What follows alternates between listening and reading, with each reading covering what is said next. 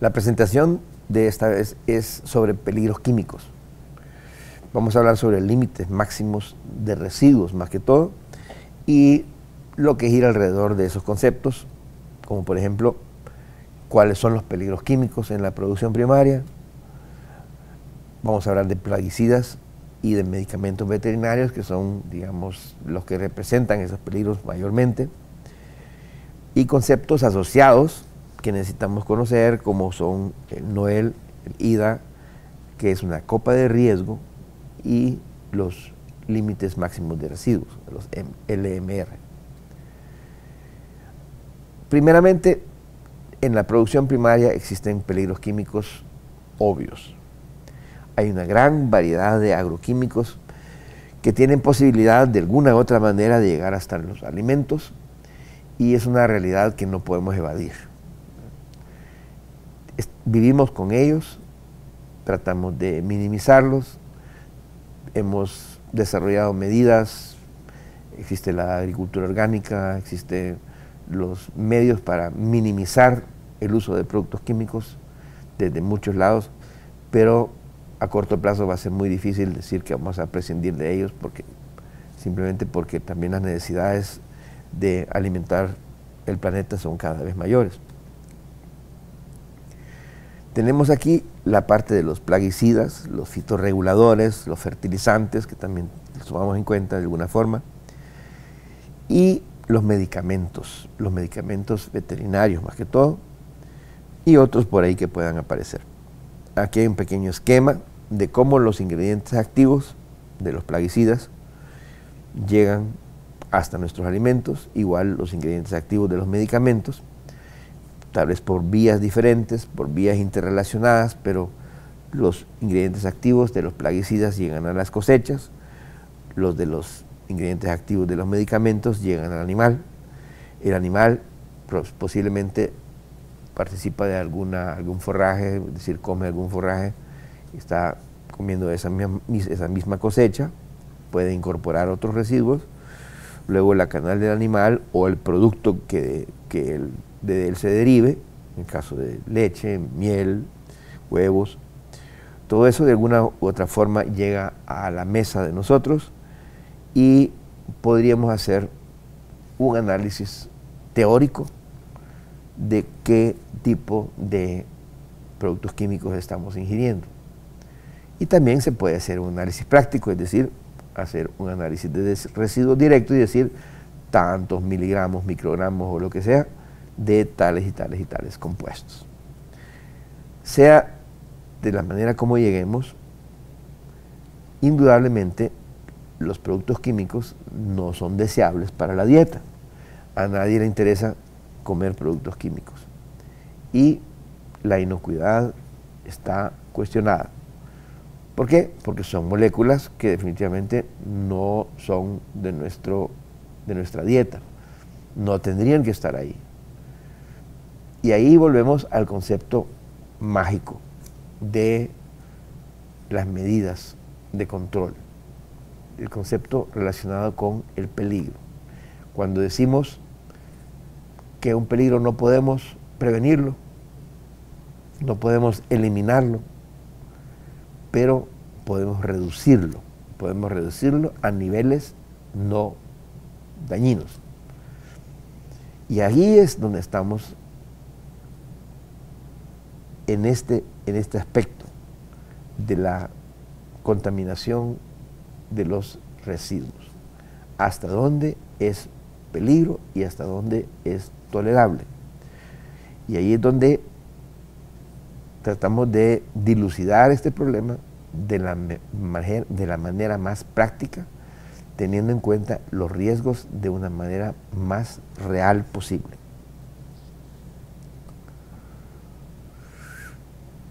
Peligros químicos. Los agroquímicos persistentes se han dejado de utilizar, precisamente porque son persistentes. Tenemos el concepto del COP, compuesto orgánico persistente. Persistente, muy persistentes fueron los primeros agroquímicos, los plaguicidas más que todo, entre los que tenemos los organoclorados. En aquel tiempo incluso se hablaba de una fortaleza, de que los productos duraran mucho tiempo, ejerciendo su función de aniquilar las plagas. Hoy en día queremos un efecto contrario. Queremos que hagan su función y desaparezcan del medio lo más posible. Las tendencias han cambiado, las necesidades han cambiado. Los recursos para detectar los residuos también han cambiado. Algunos de los peligros químicos que estamos mencionando tienen un potencial biocida considerable. Bios, vida, sidos, muerte. Matar la vida.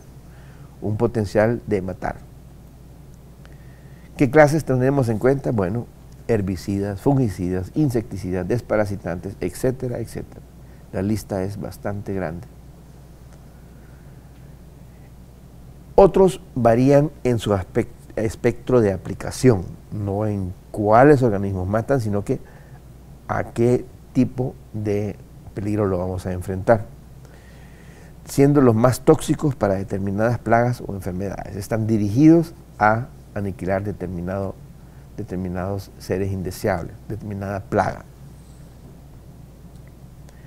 También afecta qué tan rápido se degradan y que si los productos de degradación son inocuos o hasta qué punto son inocuos.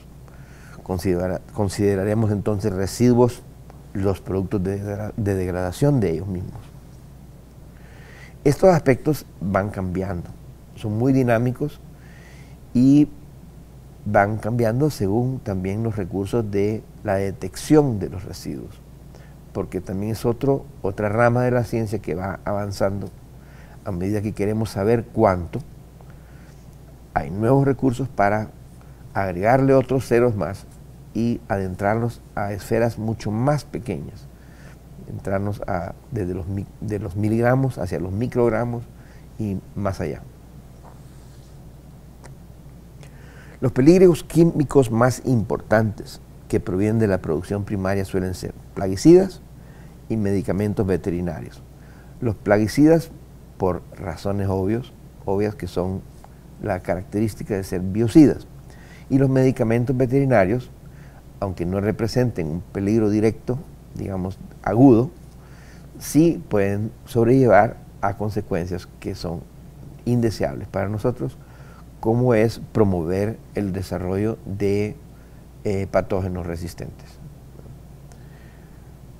No queremos tener antibióticos o medicamentos veterinarios en la dieta, así como no queremos tampoco tener plaguicidas en la dieta. El procesamiento puede incorporar otros peligros por agentes de limpieza, desinfección, lubricantes, combustibles, pero en este momento nos interesan más aquellos que puedan introducir la producción primaria. El aspecto de cuantificar. Siempre hemos querido saber cuánto. No solamente decir hay presencia es el análisis cualitativo, hay o no hay. Pero luego la siguiente pregunta es, ¿y si hay, cuánto hay?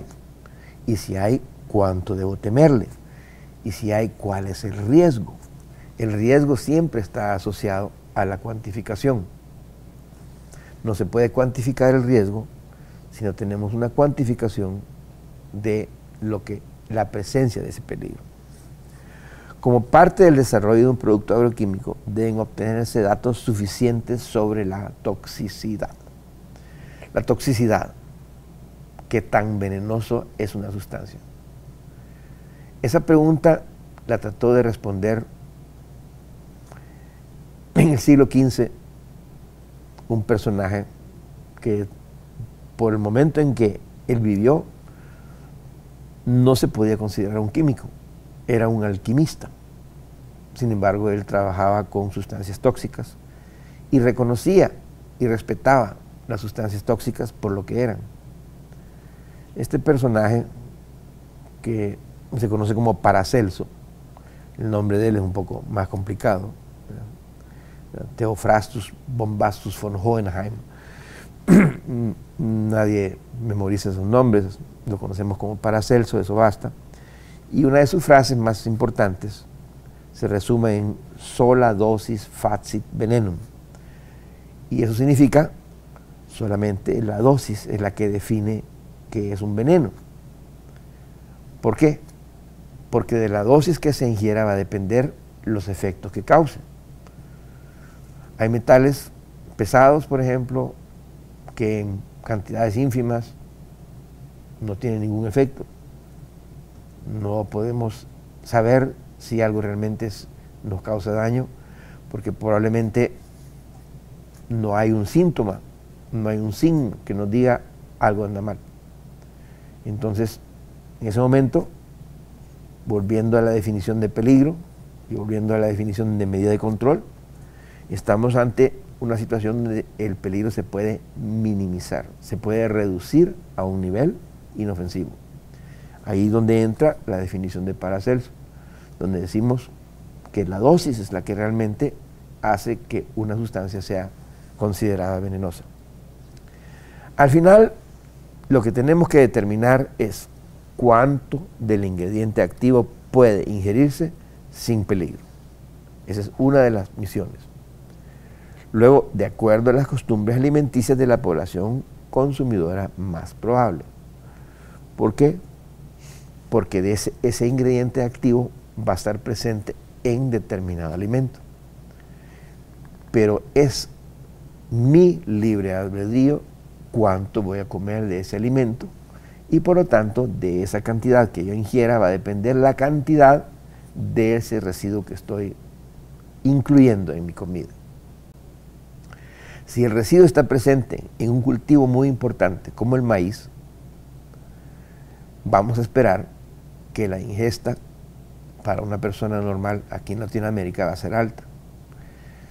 Pero si lo mismo ocurre en un país nórdico, donde la gente come trigo, probablemente esa cantidad no sea significativa, aunque físicamente en masa sea la misma distribución.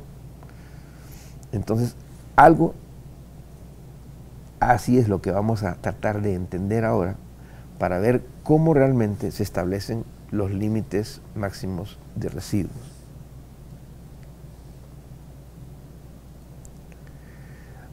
El procedimiento de análisis de riesgos, según la agencia ambiental, incluye 4 pasos. El primer paso está la identificación del peligro. Queremos saber cuál es el peligro. Cuando decimos identificar es tener su nombre, tener sus características, qué tan tóxica es la sustancia.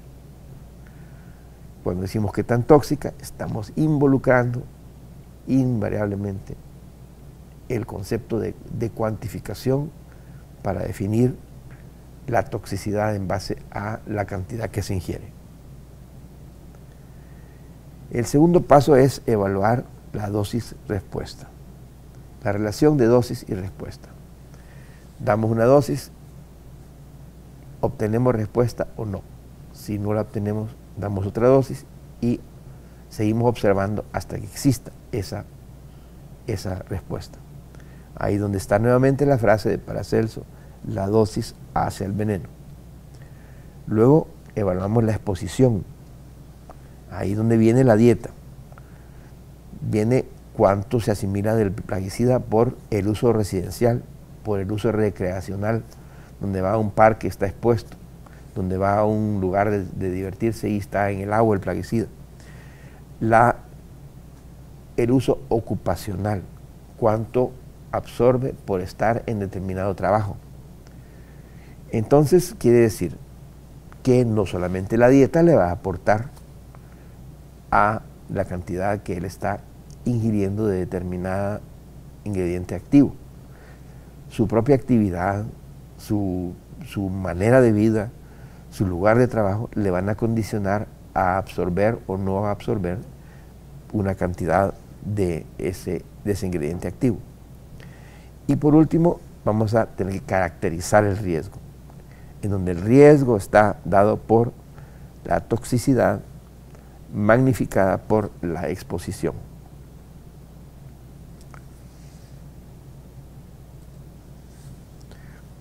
Concepto importante. Estas siglas, Noel, tienen un significado que tenemos que dejar claro. Se conoce como Noel la cantidad de ingrediente activo en el que no se observan daños. Acabamos de hablar del análisis de dosis-respuesta. Hemos visto cómo damos una dosis y observamos si hay respuesta. Eso se puede definir en el Noel, que sería la sigla de Non-Observed Effect Level, o sea, nivel en el cual no se observa efecto. Entendiéndose por efectos o daños, los efectos sobre la progenie, la pérdida de peso, la teratogénesis, la carcinogénesis, de las especies de animales de prueba. En este caso puede ser en ratas, puede ser en perros, que son alimentados durante toda su vida con determinadas dosis de ingrediente activo. Ejemplo de la obtención de un Noel, tenemos que se probó un ingrediente activo en dosis de 10, 20, 40, 80 partes por millón en peso vivo. Es decir, que son 10, 20, 40, 80 miligramos por kilogramo de peso. Y en base a esos niveles se hicieron las observaciones cuando es que existía un efecto, una respuesta. Los resultados se obtuvieron en ratas y se confirmaron en perros durante un tiempo de 6 meses. Ahí tenemos las gráficas que nos indican que por debajo de 20 ppm no hubo una alteración, no hubo un cambio, no hubo, digamos, algo que nos dijera que está ocurriendo un daño. De manera que si no se observó efecto alguno antes de las 20 partes por millón, a partir de las 20 partes por millón vamos a considerar que ahí se produce el Noel, o sea, el nivel, ¿verdad?, en donde ya existe un daño y que se observa algún efecto. Si el Noel es para este ingrediente activo 20 miligramos por kilogramos de peso. Ahora veamos cómo este concepto se utiliza para determinar una ingesta diaria aceptable, o IDA. IDA se define como la cantidad de ingrediente activo que una persona puede ingerir por el resto de su vida sin que se esperen efectos no deseables a su salud. Esto es un tanto relativo porque hay personas más o menos sensibles, pero se trata de establecer un nivel que sea universalmente aceptado. El IDA se calcula con base a una persona de 60 kilos, es decir, un promedio de peso. Entonces, IDA viene dado por la multiplicación del Noel por 60 kilogramos y dividido entre 100. Por ejemplo, si el Noel es de 20 partes por millón, entonces tenemos que IDA va a ser igual a 20 dividido entre 100 por 60 y tenemos que IDA queda en 12 miligramos por persona día. Y esa es la ingesta diaria que puede tener una persona sin que se tengan efectos supuestamente en el resto de su vida. Ahora, considerando que ya entendemos qué es un nivel de ingesta diaria y cuál es el significado de Noel, veamos qué significa la copa de riesgo. La copa de riesgo o tasa de riesgo, originalmente Risk Cup, es la acumulación de residuos del ingrediente activo de acuerdo a alimentos ingeridos. Veamos en un desayuno típico de los que se comen por aquí en estas latitudes, que tenemos crema, huevo, maíz, en una tortilla, tenemos plátano, tenemos frijol, tenemos aceite. Para conocer la ingesta total, habría que conocer qué cantidad de residuos de plaguicida hay en cada ingrediente. Y supongamos que conocemos los gramos de alimento que incluyen ese desayuno y conocemos también la concentración de plaguicida que hay, o sea, el residuo de plaguicida que hay en esos alimentos, en la crema, el huevo, maíz, plátano, etc. Entonces, con una simple operación matemática podemos conocer cuántos miligramos de plaguicida hay en determinado gramos de alimento. En 40 gramos de crema, si el residuo está en una presencia de 0.01 partes por millón, podemos esperar que va a haber 10 milésimas de miligramo de plaguicida aportados por el ingrediente crema. Y así vamos viendo que el contenido del plaguicida en la crema, en el huevo, son similares, también en el aceite. Sin embargo, en el maíz tenemos una cantidad mucho mayor, y en el plátano y en el frijol, probablemente porque se trata de un agroquímico que tiene mayor presencia en estos alimentos. Y así determinamos los miligramos totales del ingrediente activo con respecto a ese desayuno. Y obtenemos que tenemos 0.18 miligramos de plaguicida en ese desayuno. Y de esa manera se pueden calcular valores aproximados para toda una dieta, para varias comidas al día, y hacer un cálculo de la copa de riesgo respecto a ese ingrediente activo. Las costumbres alimenticias son muy variadas. En caso de Asia, tiene enorme importancia el arroz.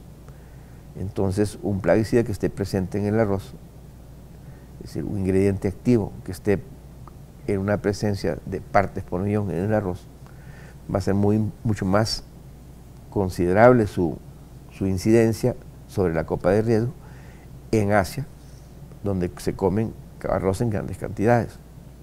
En América Latina se come maíz, arroz, frijol y plátano, y tendríamos que tener en cuenta cada uno de los aportes de esos cultivos sobre ese resultado. En Europa y Norteamérica la ingesta contiene mucho más trigo y papas, por ejemplo, y tendríamos que considerar cuánto hay de ingrediente activo en ese tipo de alimentos para llegar a valores que realmente sean representativos para la población que estamos tratando. Ahora bien, ¿cuál es la relación entre la copa de riesgo y el MR, o sea, la tolerancia, el nivel de tolerancia?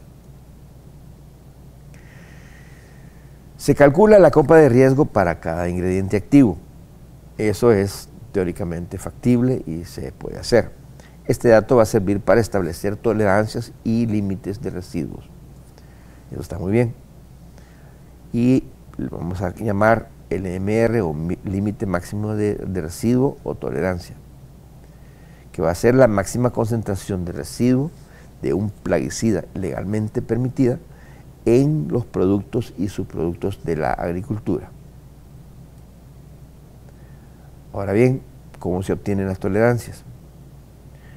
Se hacen ensayos de campo bajo regímenes de buenas prácticas de laboratorio. Se hacen en lugares variados para tener en cuenta múltiples condiciones. Se hacen recomendaciones de la etiqueta en el país, es decir, que se tiene que tener en cuenta el medio y las costumbres de esos países donde va a llegar ese alimento, bajo condiciones del peor escenario de uso, es decir, que se castiga las circunstancias en que se está calculando la tolerancia con el peor escenario, el peor caso.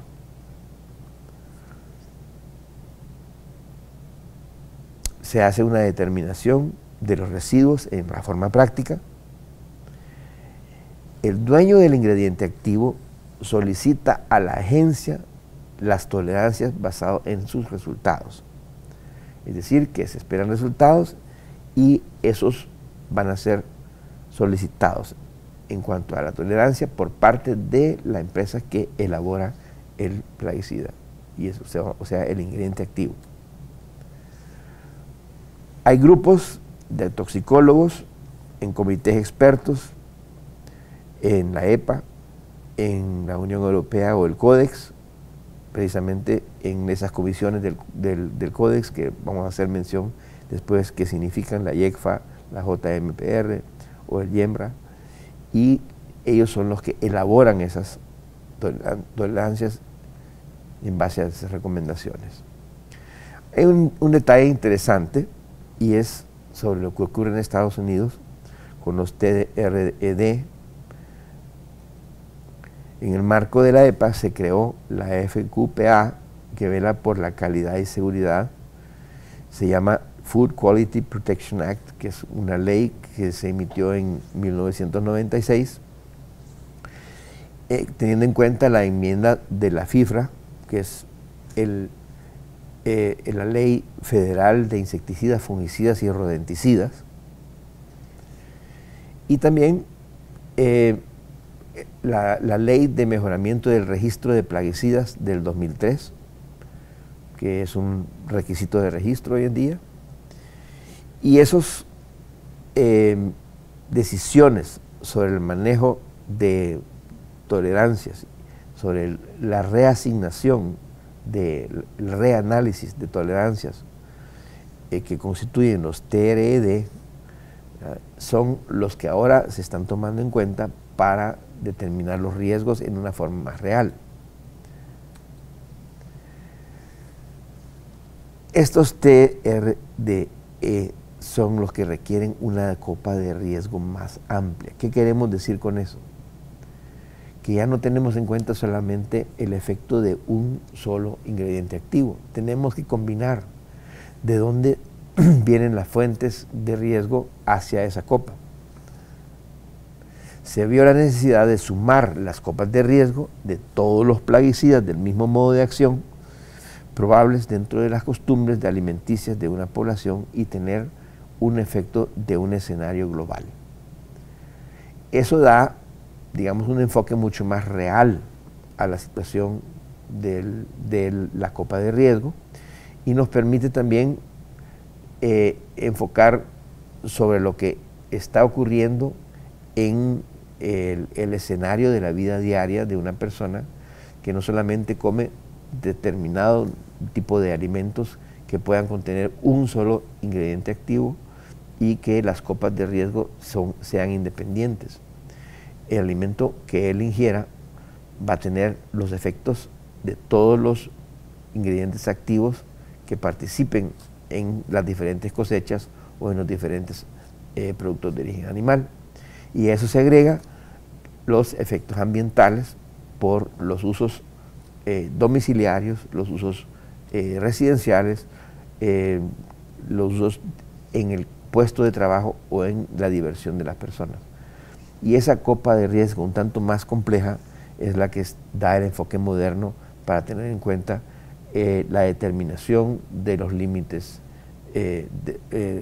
máximos de residuos. Vemos aquí un ejemplo de límites máximos de residuos de acuerdo al Códex, en donde hay una enumeración de diferentes productos comestibles y el dato del límite máximo de residuos admisible. Ahí están los diferentes años en que se tomaron en cuenta las adopciones de esos alimentos, ¿no? Y así es como quedan la lista de esos LMR de acuerdo al Códex. Las listas se están complementando todo el tiempo, se están actualizando y se están agregando nuevos alimentos para tener en cuenta en diferentes tipos de dietas. Los comités conjuntos de los que hablábamos hace un momento, para dilucidar un poquito todo ese juego de siglas, son el que se mencionaba, el JMPR, que es la reunión conjunta de FAO y OMS sobre residuos de plaguicidas. en inglés Joint Meeting of Pesticide Residuals, que tenemos luego también el IECFA, o sea, el Comité Mixto de FAO-OMS en expertos en aditivos alimentarios, que también incluye productos veterinarios, que es el Joint Expert Committee on Food Additives, y tenemos YEMRA, o las reuniones conjuntas de FAO-OMS sobre la evaluación de riesgos microbiológicos, el Joint Expert Meetings on Microbiological Risk Assessments. Esto para tener un poco claro de dónde vienen estas siglas y cómo estos comités ayudan a tomar las decisiones para determinar los límites máximos de residuos. ¿Qué es lo que hemos aprendido en esta presentación? En primer lugar, hemos visto cuáles son los peligros químicos que incluye la producción primaria de los alimentos. Hemos visto algo sobre plaguicidas y medicamentos y cómo están involucrados estos peligros en estos productos, y el manejo de los conceptos básicos como el IDA y el NOEL, y la idea de la copa de riesgo y su relación con los límites máximos de residuos. Finalmente, pues, tengo que agradecerles la atención a la presente y que les sea de mucho provecho. Muy amables.